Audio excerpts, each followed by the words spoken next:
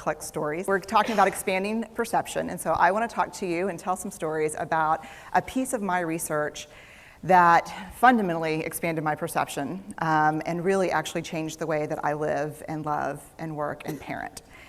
I want to hack into these things that I know are important and lay the code out for everyone to see.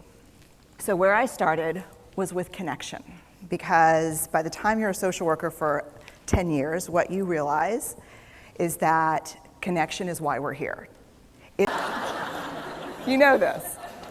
So I could tell you a lot about shame, but I'd have to borrow everyone else's time. But here's what I can tell you that it boils down to. And this may be one of the most important things that I've ever learned in the decade of doing this research. And so here's what I found. What they had in common was a sense of courage.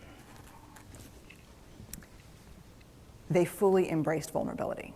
I said, well, I have a vulnerability issue, and I know that vulnerability is kind of the core of shame and fear and our struggle for worthiness, but it appears that it's also the birthplace of joy, of creativity, of belonging, of love.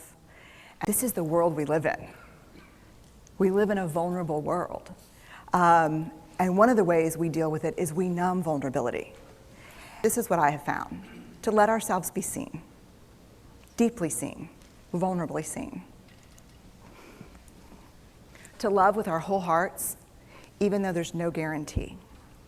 And that's really hard, and I can tell you as a parent, that's excruciatingly difficult. Just to be able to stop and instead of catastrophizing what might happen, to say, I'm just so grateful, because to feel this vulnerable means I'm alive.